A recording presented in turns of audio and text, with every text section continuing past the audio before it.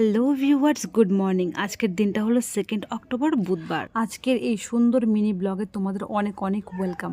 আজকে হলো মহালয়া, তাই খুব সকালেই ঘুমটা ভেঙে গেছিলো, যার জন্য এই সুন্দর বৃষ্টি ভেজা সকালে একটু হাঁটতে বেরিয়েছিলাম। পরিবেশটা দেখতে পাচ্ছ কি অপূর্বই না লাগছে দেখতে, বলো।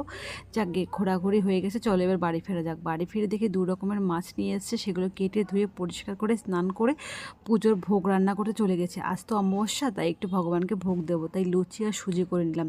তারপর ভগবানকে মন ভরে পুজো দিয়ে নিয়ে তারপর বসে গেছে প্রসাদ খেতে। আর হ্যাঁ বন্ধুরা, তোমরা কারা কোথা থেকে আমার ভিডিও দেখছো, তোমরা একটা ছোট্ট একটা কমেন্ট করে জানিও, তাহলে আমি আমার ভিডিওর মাধ্যমে তোমাদের ধন্যবাদ জানাতে পারবো।